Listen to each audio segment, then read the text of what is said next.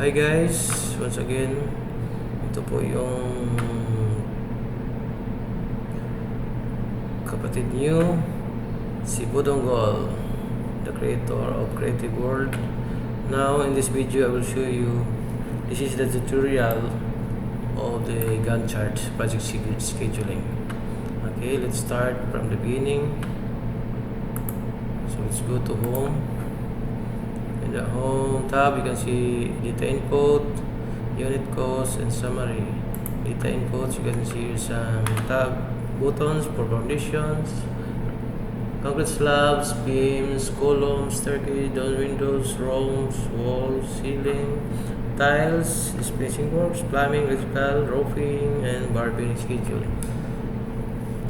And there you have unit cost. And we have the summary. The summary earthworks. We have the earthworks. We have the concrete. We have the rebars. We have the masonry.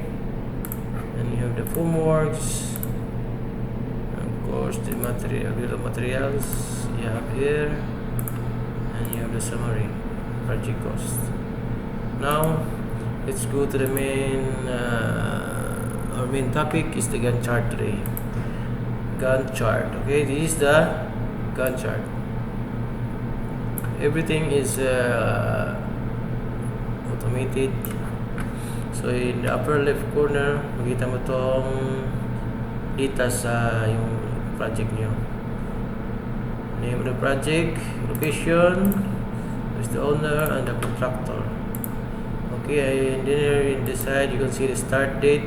You can put any date, and this graph, this display will just go direct to the date what you want. Okay.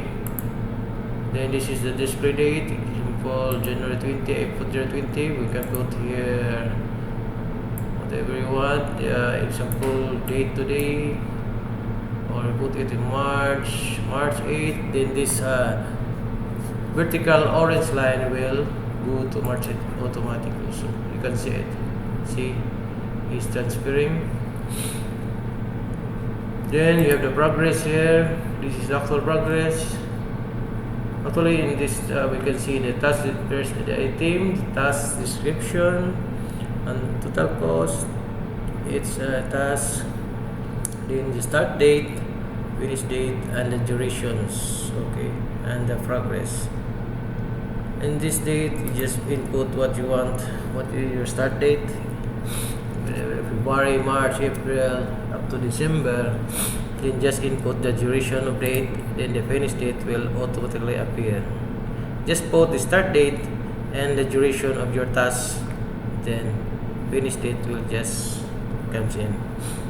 And in the progress, you have a graph here. You can put once you're doing a project evaluation day by day or weekly, you can put here the progress. Example, you put here, the progress now is 15%, and you can see the 15%. Okay. Then here, excavation up there, 100%, and you can see there 100%. Gravel bedding,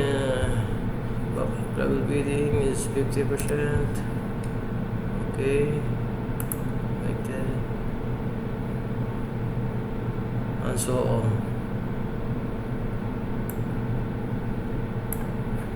So, and you have the S-curve. This S-curve is graph. Depende po to sa projected natin na ginagawa. Ito yung nagbase din dito sa nilagay natin na date inputs.